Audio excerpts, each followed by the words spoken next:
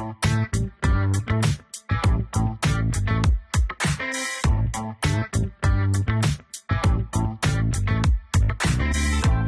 to Running on Ice, the coolest community in freight. I'm your host, Mary O'Connell, bringing you the latest tech updates, warehouse news, and everything happening in the cold chain world. Not only is there the coolest show in freight, but there is Running on Ice, a newsletter that could not be colder. You can subscribe to that on FreightWaves.com/runningonIce. Before we get into our guest interview, let's get into some headlines. Swiss-based logistic giant Kuehne+Nagel is expanding its perishables network to and from South Africa, the UK, and Kenya with the acquisition of Johannesburg-based freight forwarder Morgan Cargo for an undisclosed sum. A member of the management board of Kuehne+Nagel said expansion in high-growth markets such as Africa clearly ties into our roadmap 2026 and reinforces our commitment to the Middle East and Africa region. We have been active in Africa for many years, but this acquisition is an ideal addition to our regional presence. Global cold chain really is living up to the hype. Austin, Texas-based Afia Foods moves up in the world with the help of some Series A funding from a multitude of investors in the food space.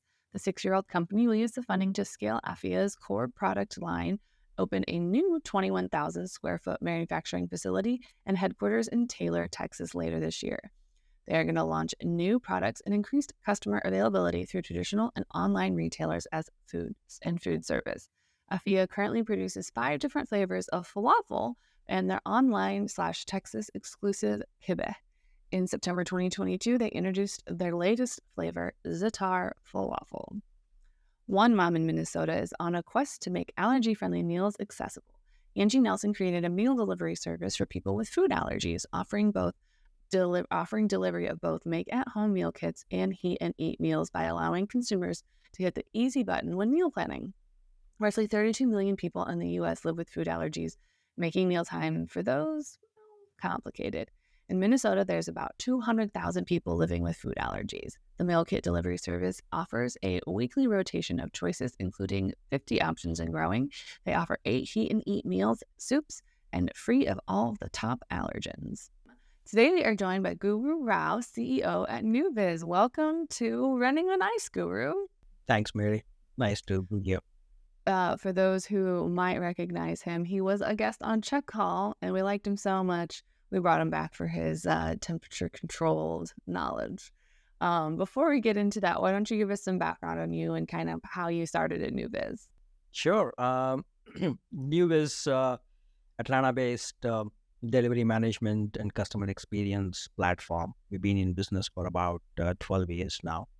And before starting NewBiz, I've been in the supply chain logistics space for almost 30 years now, right? We're building products, technology, building businesses, working with shippers, carriers, and everyone in between.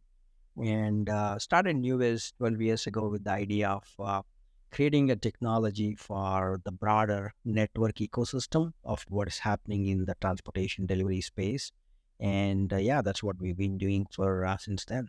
So in that broader ecosystem, there's got to be some challenges and unexpected hiccups because it's supply chain. So heaven forbid everything go correctly to plan the first time. So what are some of those unique challenges and some of those little quirks that come with last mile pharmaceutical and kind of those medical courier services?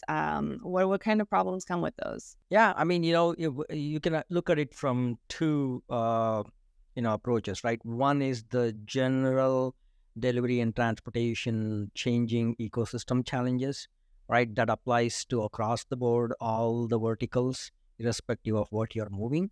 The other one is the specific to pharmaceuticals and cold chain, right? It has its own unique challenges, right? So if we talk about the broader common denominator across every vertical, the delivery and transportation ecosystem has changed dramatically in the sense of working with many different partners compared to a limited number of partners, right? That's what we refer to as a network. So it's become a network ecosystem. So when you move from point to point, confined partner ecosystem to a more of a broader open network ecosystem, suddenly the technology that existed before 15, 20 years ago, or even now in some instances, they are not going to be able to operate in that ecosystem because they don't understand the notion of network. They understand only the notion of point A and point B, right? It's not a many-to-many network that from a technology standpoint. So that's one of the big challenges that we saw in the space with the evolution of e-commerce and everybody delivering to everybody, and everyone becoming a national player and working with many different partners. The technology limitations were pretty obvious, and that's where we wanted to make a difference, coming in and creating that network based technology that inherently understands the physical ecosystem, right? So you don't have to create a whole integration project every time you want to work with a new partner. That kind of makes sense. I mean, like you said, you don't want to create an integration every time you work with somebody because that just inevitably bogs down your IT and that bogs down anything that you're able to do and enhance within your technology. So I think kind of being able to almost plug and play into everyone is kind of the best way to kind of mitigate some of those challenges that also kind of enhance that visibility that everybody's looking for. Yep, you're absolutely right, right? That's the whole idea of that's the only way you can exist, right? Otherwise, you cannot operate your business in a many-to-many network, leveraging within the four walls technologies that existed. So that's where, the one unique challenge of what we saw and the solution we wanted to bring to bear. And then talking about specifically on the pharma and cold chain, it has its own challenges on top of those. They also have all the same challenges that we talked about. You got to work with many different partners to be a real national player, right? That is still a challenge. And then on top of it, you have a separate set of unique challenges that comes with transporting, cold chain, right? Required products, both in pharma or food supplies or any of those, in terms of again, that's one part. And then the regulatory challenges added, requirements added on top of it, right? Because of all the things that we saw in terms of safety and regulations, FISMA rules and traceability and recall requirements and all of those, they add another set of requirements of really identifying every product, every tote, every carton throughout the supply chain, exactly where they are at any point in time, right? So that adds a different, unique set of challenges on top of all the network challenges that we talked. Okay, so how do you even begin to design this network and, begin to design all this technology when it comes to pharmaceutical? Because with pharmaceuticals, if something falls outside of its temperature control area, then, that medicine's damaged and it's potentially someone's life-saving medicine and they can't necessarily wait for an alternative. So kind of that extra like actual high risk thing of like this can't fail. How do you even begin to design technology around all these different regulations and rules that you have to follow for pharmaceuticals?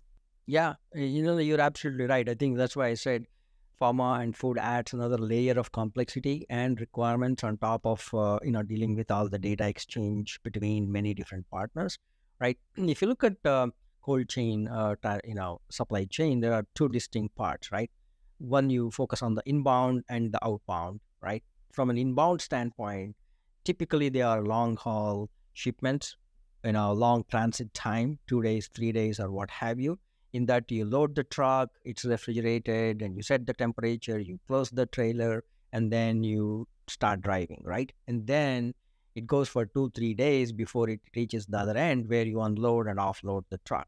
So in that is one part of the supply chain where you are not opening the door, when you are in transit, right? You're in transit for 2 3 days. The only requirement there is to ensure that your truck is in the right, chambers are in right temperature. So that's where your IoT comes into play. So it's monitoring temperature every so often and feeding that information back to a central station, so you can track the threshold, right? Make sure that the temperatures are within threshold.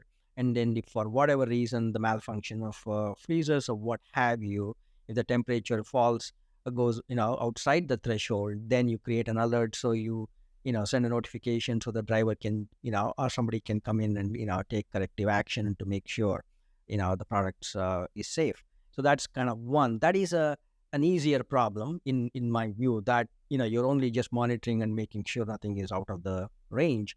And then once it hits your supply chain, when you're moving the product from your inside the supply chain into your end customers, which we typically refers to as the final mile, again, the challenges there become much more, uh, you know, prevalent and obvious. Right now, you are moving the product, not just a single origin to a single destination.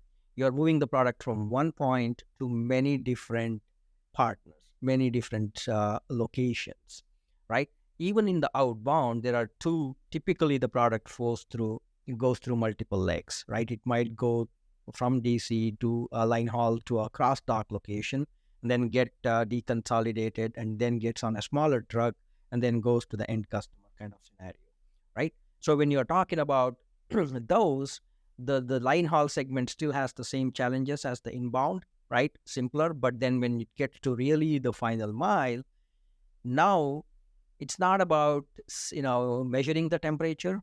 Most of the time, the product might get into a cooler or some sort of temperature controlled enclosure or a carton or a tote, and now you're opening the door every 30 minutes for every customer, and closing the door and delivering the product and all that. Now it's not about sensors, it's more about ensuring that when you open the door every time, the temperature is within the acceptable range. I think that that would almost have to be one of the hardest things to manage, because I'm thinking like, when you have an Amazon truck, they go in, they make a delivery, they come out with boxes, but it's an Amazon truck. It's not typically transporting like temperature controlled things. It's typically transporting like random things that you need for your house. And in the middle of like the Midwestern July, when there's like 700% humidity and it's like it feels like is like 120, how do you even begin to manage that humidity and that temperature controlled? And honestly, I don't know that anyone would necessarily be extremely successful without any sort of technology or any kind of, solution that has something that has that visibility and that real-time data, because otherwise you're just going to say it should be fine. No, no, you're absolutely right. It has to be a combination of technology. Technology plays a very big role, and then there's obviously a human intervention. You are dealing with these kind of products, right? It's not just about the tracking of temperature. Like I said, when you get to the final mile, they're typically in a temperature controlled boxes designed to withstand temperature for X number of hours. So you're picking it up at 9 o'clock and it's getting delivered at 12 or 1 o'clock or what have you. So they're designed to maintain temperature for 4 hours, right? And you may not necessarily transport that in a refrigerator truck per se, right? But then what happens is, imagine if that is where the real time tracking comes into play in terms of knowing exactly where the product is. So it's supposed to reach the customer at 12 o'clock, and the customer, refuses the product or what have you. Now you're going to bring that product back. That information is more important in a temperature sensitive product logistics, that when the product comes back, you cannot just put it in the warehouse and send it back next day, right? You now have to repackage it so that it gets ready for transportation next week, right? Put it back in the freezer and refrigerator, and then put it back for next day's transportation. So you have to know how much is coming back as well, to ensure that it is handled properly and it is still good for next day's route or what have you, right? So from that standpoint, that's where the real time visibility comes into play. You not only know that the product got delivered at the time it's supposed to get delivered, also you know exactly what is coming back with the driver, so that you have enough capacity to manage that, and you have enough manpower to do the work that is needed to do it, so to ensure that the product is still in acceptable condition for delivery for the customer next day, right? So it's a combination of tracking, automatic tracking, so you're not sitting and trying to measure every then having the ability to react on those alerts based on those tracking. And three, also from a delivery standpoint, right? Not only measuring the temperature and making sure it's accurate when the driver opens and closes door every time, you might create additional checkpoints within the delivery applications to force the driver to look at the temperature and capture it, so that you have the proof of saying, okay, I did verify that the temperature was X, and within the acceptable range at stop 1, stop 2, stop 3, whatever, right? So so it's a combination of those things along with having that real-time visibility and alerts. Again, you got to manage the exceptions and have those things bubbled up to the right people at the right time so that they can take action, right? So technology plays a role in all of those. I think I didn't even think of the returns, because usually when you have like a last mile delivery, you just leave it at their doorstep, and if they're not there, but with something that's temperature controlled or something that's, medicine, you can't necessarily just leave it out there. Yeah, it might be in a cube that's or something that can handle 4 hours, but you don't necessarily know what time they're going to be there. And that would then just open you up to, well, how long has it been sitting here? What temperature has it been the entire time? And if that tiny package doesn't have that in it, then you might not know. But I think that, but then also, it's not like a regular warehouse where you can just come back and toss it over to the side and put it out tomorrow. It still has to maintain that chain of temperature. And that is something that I didn't even think about. And I'm very grateful that you guys did so that way you can kind of help people, know where things go and, maintain that temperature for everyone so they can get the things that they need. I think that's actually like really fantastic and amazing. Yeah, you're right. The chain of custody is an important aspect, not only from knowing who has the product, but also knowing that what was the condition of the product when somebody signed off on that, right? So that's why when you deliver a product and before opening the door, you have said that the chamber is in right temperature, and now when you get a signature from your customer, they're accepting that yes, I saw that it is in that, and now it is their responsibility to make sure they put it in the right place and they just don't leave it outside, right? So the chain of custody is as important as the temperature measurement itself to ensure that not only knowing that where the product is at any point in time, and also knowing that the product is in the right condition at each point of custody. I like that. We've done our part. We've got it to the customer and we promise that it has been at this consistent temperature. But once it gets to you, that's on you, dude. That's on you to make sure that you put it in the right spot, which I would like to think people do. But I guess so. It seems like everyone's kind of hurrying up and getting invested in this technology. We're having all these visibility tools come out. We're having all this real time data. What kind of risks come from this? Like if you get a visibility tool that, it doesn't fully integrate, and as every tool that promises to save all of your problems and solve the world, it never fully integrates. You're not getting that full use of that technology or that system or that software. What kind of risks come with this technology adaptation? And, what kind of risks come for those that are saying, oh, well, our system's fine, but it could just be like drivers texting photos of the reefer unit, and that's how they like maintain visibility. So what kind of risks come from this other than just, product spoilage? No, you're right. I think this is still this whole technology is still in its nascent stage. Of course, temperature sensing has been there forever, but when you look at it from the broader use cases of what happens in the logistics, especially with the final mile and everything else, the technology is still evolving. And one of the biggest challenges that we see that some of the folks are trying to solve this is lack of standardization, right? When you want to share data with other partners, how are you going to share it, right? Today it's all happening. It's a wild west, right? There's really no standard in that at all.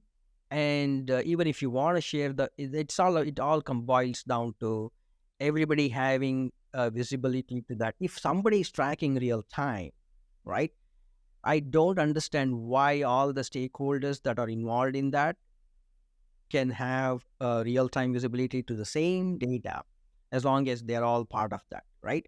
That's where the challenge is today, because the data is still considered as within the four walls. This is my data versus your data kind of a notion. And that is what we are trying to get out of, and then create a standard wherein all the people who needs to have access to that data can have access without having to create their own, plumbing, if you will, right? The data is there. The way we are sharing the data, the standards for sharing the data doesn't exist today. And, there are some, organizations and, people are trying to come up with that. That's a great effort. I think we need more of that. And that's where we have to, go towards and work towards getting that standardization and being able to share the data. People can subscribe. It should be a pub sub kind of a model, right? People who needs to have access, they can just subscribe to the data, and we should be able to get the data in real time without having to create a separate technology by themselves, right? So that's where the challenges that you talked about come into play, right? My part of technology works great, but I will send you the data and then they interpret it in a completely different way or what have you, right? It all breaks down. We are always, again, you're back to square one where we were 15 years ago, right? That's where the challenge is for us. And then, that's what we are trying to solve through the network. At least all the participants within our network, our solution network, should be able to look at the data without them doing anything, right? That's kind of, and then that notion can be extrapolated to the broader ecosystem wide, right? From anywhere from point A to point Z, right? So that's where I think the value of the data is going to show. Until then, we are going to be struggling with this patchwork of moving data between points. I would love 2023 to be the year that everybody 20 I'll give it 2024 because we're halfway through the year. So, we can't expect too much change, but I would like 2024 to be the year that, we stop having to send things via Excel files or CSV files to someone, then reformat and into however they process it in their system, and then they run it. And then you just keep sending these files back and forth. Like, let's actually harness technology. Dare I say, standardize something. I'm not going to be the one to standardize it, but someone else can. And maybe New Biz. But I think it's time that we just kind of get over it and just kind of share. Sharing is caring, Yeah, no, I think there is a right level of focus on this, and even starting from the federal government, right? I'm sure you must have seen all the things about flow, the whole logistics ecosystem, right? Creating that standards. Of course, that's a great starting point, and it takes time to make sure it serves the purpose of all the stakeholders equally, right? But it's when was the last time federal government really got into the logistics, right? Like, so that that's where the focus is right now, right? So that's a great thing. It's a great thing for the overall logistics world, right? And then of course other players like Newbiz and everyone else that are creating solutions not only have to look at creating solutions for the end user, but also have to have the notion of this standardization in mind, right? It's not just our technology that as long as it works for our customers, but it has to work for the broader ecosystem, right? And that's the only way we can make real use of the availability of the data, which is there today. I mean, for the most part, there are technologies to give you that data. Again, like I said, the challenge is if it is just within your four walls, you can manage it really well. But we don't live within the four walls anymore, right? We live in this broader ecosystem, and so that's where the broader thinking of the network has to be a much prevalent notion across the different technology vendors and different stakeholders, including shippers, carriers, the consignees. Yeah, because in that broad ecosystem, you have shippers using AS400, and you also have shippers using, the most up-to-date technology. So you kind of have to bridge that pretty wide gap. We are almost out of time, and we know where you stand on hot dogs and sandwiches from Check Call. But since you're on Running on Ice, we have to ask you the hottest question. Is cereal considered a soup? I like to say no, mainly because I want my soup hot, right? When I think of soup, the first thing is hot, right? And cereal is always, for me, it's a cold one. That is my, and the second thing is, I can have soup any time of the day.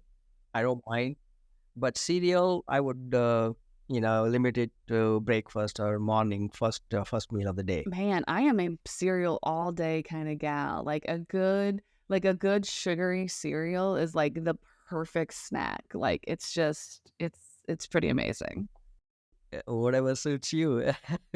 So if anyone wants to reach out with some hot soup recommendations, or if they have any questions on, kind of that final mile in the pharmaceutical and technology space, where can they find you aside the show?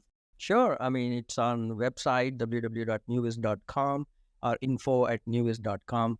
We're always here to chat and love to talk to anyone. Awesome. Thanks so much for joining us today. Thanks, Mary. Appreciate the time. Thank you.